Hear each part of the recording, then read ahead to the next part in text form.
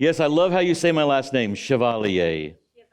So I get asked the question all the time, how do you say your last name, right? So if you're older here today, you have probably heard of an entertainer named Maurice Chevalier. And if you're around close enough to Disney World, you've heard the song, Thank Heaven for... Nobody knows the song. Little Girls. Thank you, Elaine. I guess we're the oldest ones in the room. That's awesome. Hey, it is so good to be with you guys. As Elaine said, I got to meet her, I think now probably 6-7 weeks ago.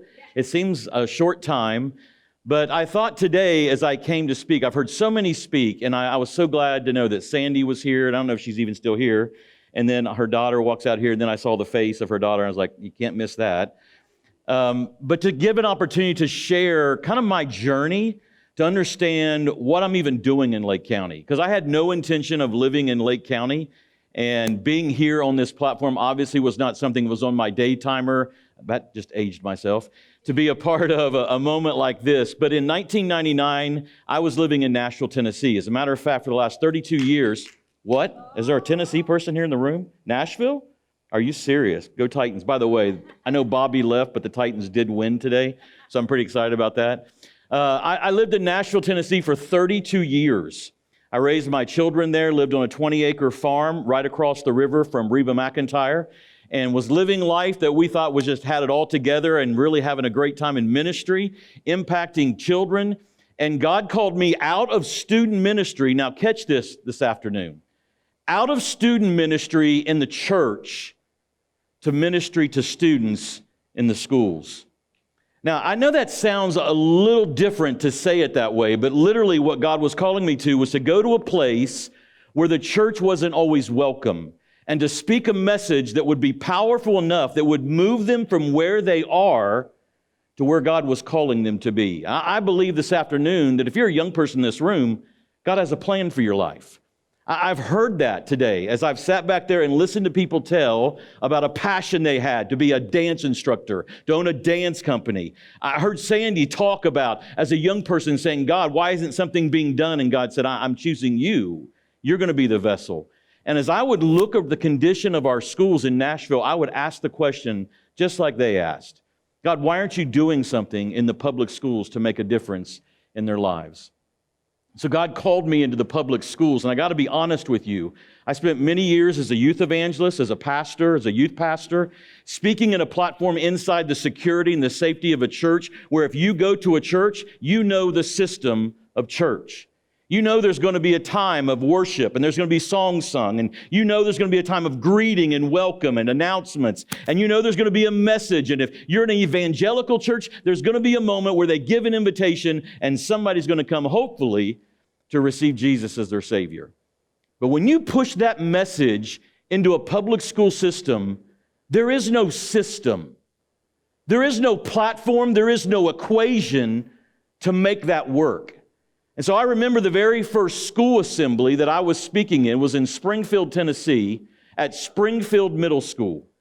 And I was backstage, literally physically ill about what was about to happen. Over 1,000 kids were making their way into an auditorium for an all-school assembly. And the safe and drug-free alcohol coordinator had brought Powerhouse to that school to speak to students about one thing, the power of choice.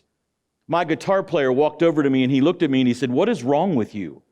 And I said, "Thomas, what am I going to say in this public school?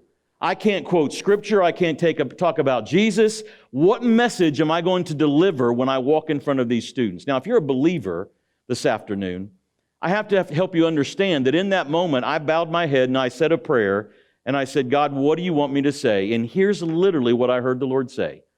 "I'll give you a message without words." Now, that sounds really peculiar for a public speaker. And so I walked onto a podium and I began to speak about the destiny inside of every young person's life. At the end of that assembly, I walked off the stage, over 1,000 kids in the room, and one student looked at me and he said, "Hey, buddy." And I looked at him and he said, "You made a difference in 6 people's lives today."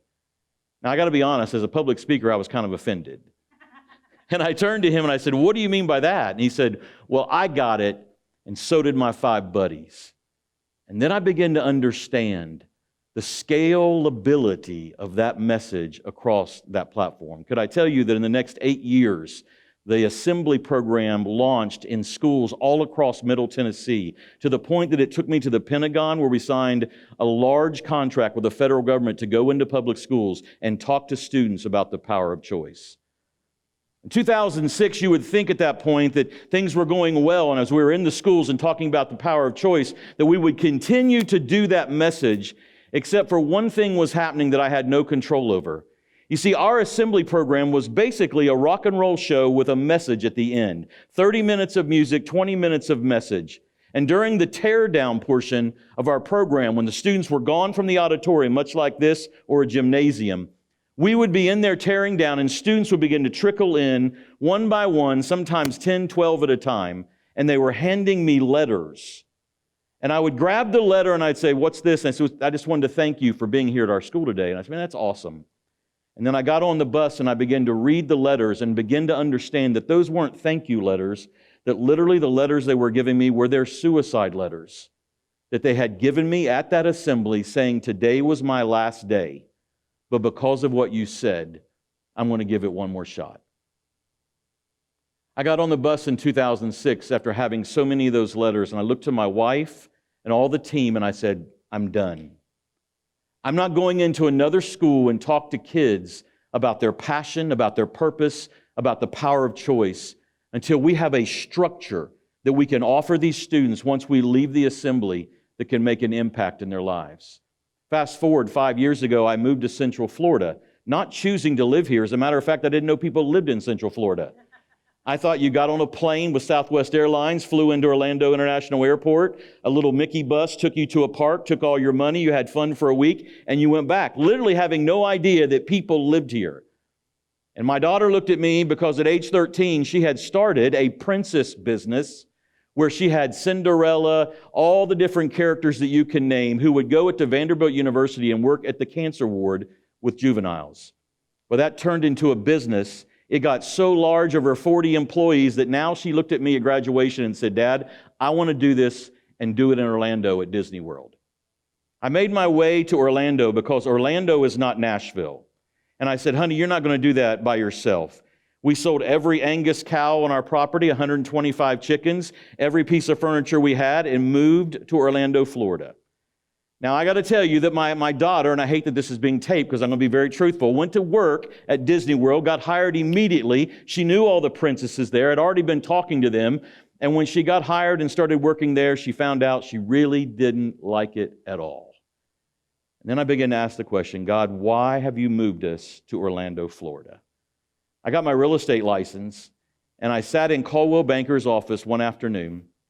And as I sat there in the office, literally asking God, "Why do you have me in Orlando, Florida? Why did I leave 32 years of network and what we had tried to build for God's kingdom in Nashville to be here in a community where I literally didn't know anybody?" The broker at our office told me, "Scott, sit there on a Saturday. If somebody new comes in, you get to have them. Maybe it's a way you can build business." And so I sat there. He always sent 2 realtors for safety to be together. And as I sat there on that Saturday afternoon, the other realtor walked in, sat in her chair, and about halfway through the day, she looked at me and she said, "You're a man of God, aren't you?" Now, that's a peculiar thing to say in a real estate office. And I said, "Yeah, why do you ask that?" And she said, "Because you need to understand that I didn't come here today on my own. As a matter of fact, there was supposed to be another agent come here today, but I asked if I could take her place. And the reason I wanted to come here today is because you have been asking questions about what God has you here for." I don't know if somebody reads your mail like that, if it gets your attention. But as I'm sitting in a Caldwell Banker real estate office and somebody says, "You're asking God the very questions that I'd been asking God," she had my attention. And I said, "Why do you say that?" And she said, "Well, I'm going to tell you what the Lord has been saying to you and what the Lord is saying about you. You've been asking the question, why are you here?" And God says He wants you to know the reason you're here is because it took your daughter to move you here, because you would do anything for Peyton. She was right. My daughter gets married December 3rd. The guy she's marrying leads worship at their church. And I would do anything for Peyton, and I sat there in that chair in disbelief. She said, you have to understand, I hear the Lord saying that there has been a calling for you to come. As a matter of fact, I see you speaking. I see your daughter leading worship. And you have to understand at this point, I'm living down by the airport in a condominium after living on 20 acres in Nashville where everything was totally different. And as she began to speak those things, I began to see inside of me a scripture that a lady just said a few minutes ago in Hebrews chapter 11. Now, faith being substance of the things hoped for, the evidence of things not seen. To understand that the faith that is put in you is a seed that grows when you water it with your steps. When you begin to believe that something is given to you, when you here today begin to believe that you did not come by chance, but you came for a specific reason, and one speaker or another has spoken something into you, when you begin to take what has been spoken into you and you begin to step, watch, by faith into this, you begin to realize that those steps begin to be ordered by God. I begin to find out very quickly, and I want to move very quickly because I know you said 15 minutes, and you know how I am. I'm going to try. To get you the point to understand, now I know why God moved me to Orlando, Florida. Why God moved me to Lakeland County that I didn't even know existed. Why God now moved me to Leesburg, Florida. You see, as I was working as the Director of Strategic Development at the Hope Center in Claremont, a police officer came into the Hope Center one afternoon. As a matter of fact, it was a Christmas time because we were ready for a Christmas party. And he looked at me, and I did not know Officer Cologne at the time. He's still there with Claremont PD. And he said, somebody's got to help me. I'm Baker acting 5 kids a week in Claremont, Florida. Now, you have to remember, in 2006, I shut Powerhouse down. I was not working on Powerhouse. I was selling real estate, living there in Claremont. But when he said those words, he had my attention. 5 students a week Baker acted in Claremont, Florida. Can I tell you, in a town of Nashville, Tennessee, 5 a week would be a lot. But in a town of 30,000 people, that's enormous. And so I listened to him as he shared that story, and he said, Scott, somebody's got to help me. I have no solutions for these kids. I take these kids up the road, I drop them to this counseling center, they're in for 72 hours, they're out the back door, and I'm picking them up the very same next weekend. And that very same spirit that I heard backstage at Springfield Middle School that said, I'll give you a message without words, said this, tell him. And so I sat on the couch at the Hope Center before a Christmas party with an officer I didn't know, and I shared the story of the Powerhouse Youth Project. Officer Cologne looked at me and he said, you need to start that here. And I said, Officer Cologne, I'm not going to start that here until we can build the whole system. I got off that bus in 2006. He said, I will help you. That began collaboration meetings of over 30 different agencies coming together at the Hope Center once a month. As I begin to share the full vision of what the Powerhouse Youth Project is all about. As a matter of fact, go to that second slide. The vision of the Powerhouse Youth Project is simple. It's dedicated to engaging and impacting today's youth by providing them opportunities, watch, that will literally change the trajectory of their life. That's what Powerhouse was literally all about as I was sharing to these 30 collaborative groups. Now, you have to start with, what does Powerhouse believe? Here's what Powerhouse believes. We believe, you can go to the next slide, everyone has a passion and a purpose. Now, do you believe that? Does anybody here believe that? Yes. That's very quiet. Yes. I'll just come off the stage. I used to speak in school, so it doesn't scare me too much. Do you really believe that? Yes. See, I do. I don't believe there's a student that I meet, no matter how messed up they may seem on the outside, that they don't have a passion and a purpose. See, I know that because as a believer in Jesus Christ, it says this in Psalm 139. For you created my inmost being. You knit me together in my mother's womb. I praise you because all your works are wonderful. I know that full well. See, the problem in our schools today is not that they're not important. It's not that they don't have a passion. It's not that they don't have a purpose. The problem is they don't know how to discover it. They don't know how to find it. You know what we've done in our public schools? We've taught kids to test well. And at the end of the school year, from March until May, we need your scores to be at a certain point. Now, if you're an adult in this room, you need to understand what we are doing mentally to our children in this nation. Because listen to me, not all children test well. Not because of intelligence.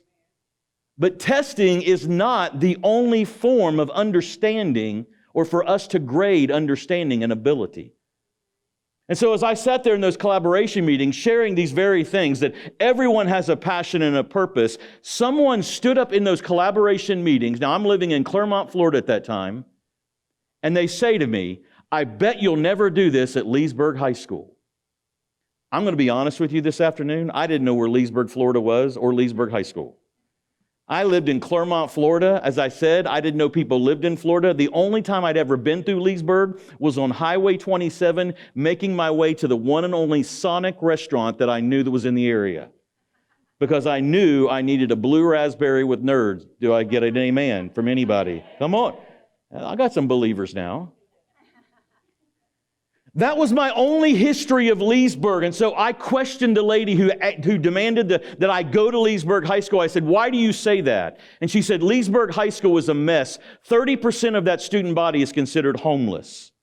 And I paused in that moment, and then I said, then that's exactly where we'll go. Having no path or plan of how I was going to get there.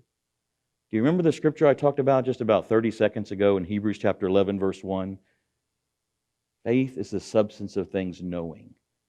Believing in your heart even when you do not see it. It's kind of like what Elaine has done within the stigma.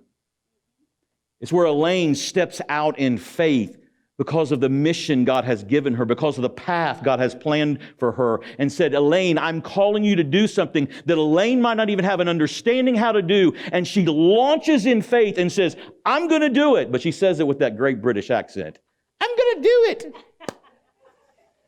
I love when she talks to me in that British accent. I remember the first time I met her, the passion, as she sat and told me the story. Because if somebody tells you on the phone they want to have a meeting with you and they tell you that they are a 2-time suicide survivor, do you think you want to meet with them? I said, I want to hear this story.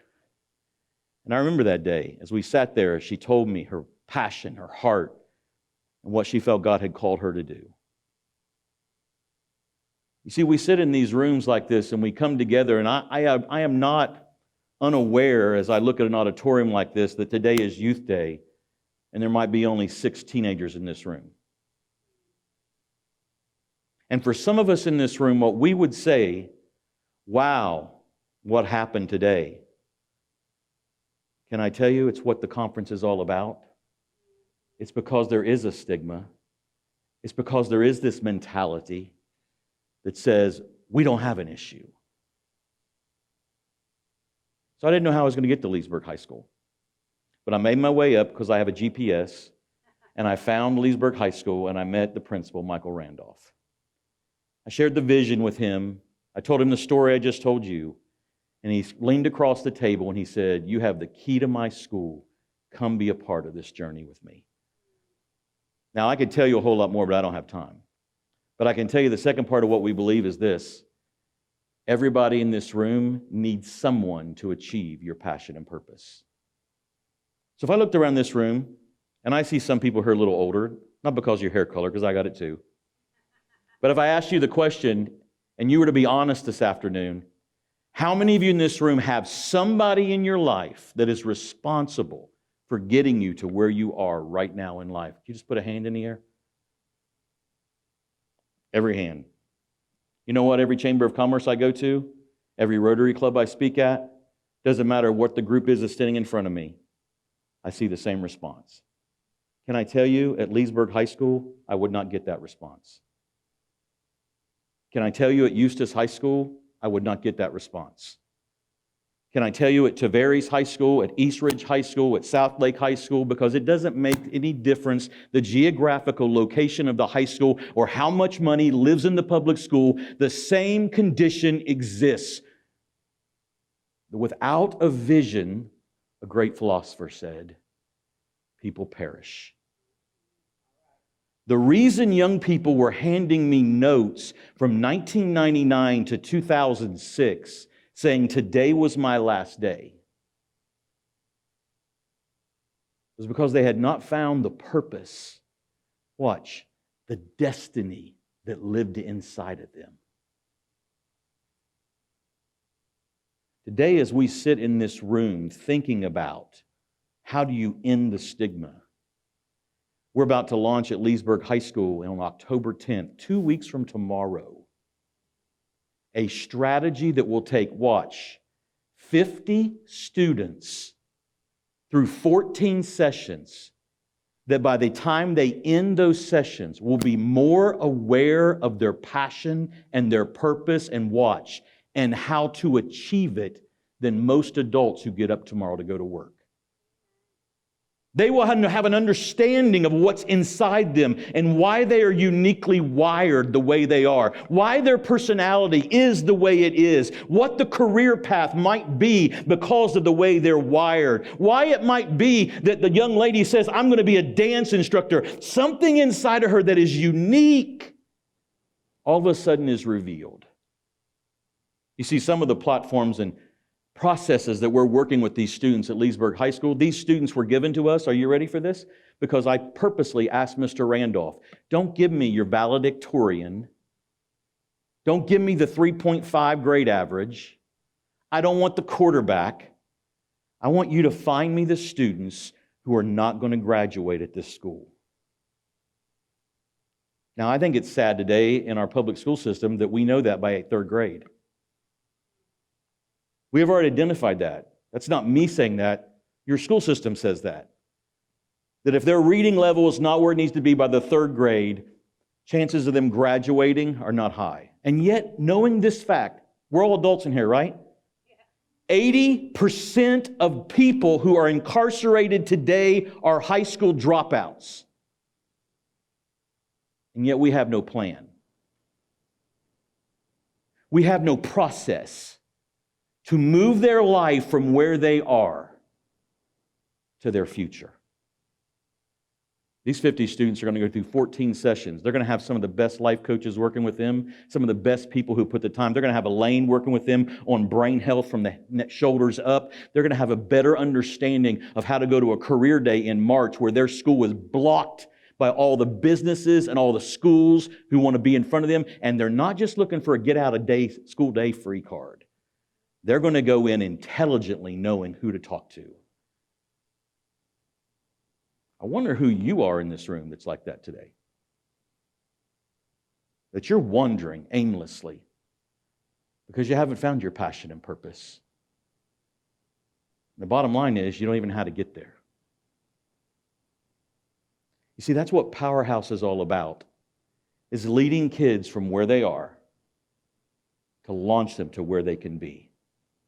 The good thing about Powerhouse, we don't just do it and leave them alone. We call it a high-tech, high-touch. This is the part in 1999 through 2006 that didn't exist. If you're in this room and you were born before 2006, and some of you are, I can see some young ones. Many of you were born before that. You did not have on your phone before 2006 something you use every day called an app. Didn't exist. You could text. You had no apps on your phone to call Uber and order your pizza. In 2006, we had a vision to build that very pipeline through a phone to a student. Here's why, because God showed us that that would be a platform that they would be very familiar with, knowing how to use and would use it. And in Nashville, when we met with technology centers in Vanderbilt, didn't matter who you spoke to, when you used the word, an app wasn't even used, so we used the word digital pipeline.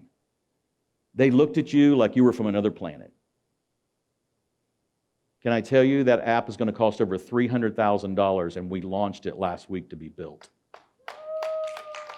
It's amazing. And I'm going to blow your minds. You ready? It's not because I have $300,000 in a briefcase backstage.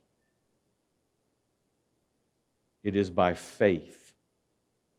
It is the substance of things hoped for, the evidence of things not seen, that you step. Today, as we come together, I was going to show a video. I don't want to show that video because it's more the dark side, and I don't want to give the dark side any more credit than it needs to see.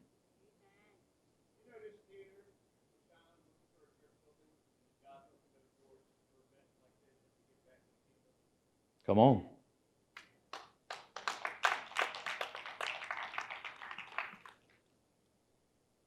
Guys, when we come together as a community and we truly unify each other, because just to be honest about churches, I've been a pastor.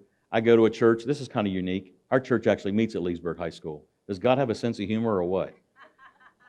I didn't even know where it was 2 years ago. Most of our churches are so siloed.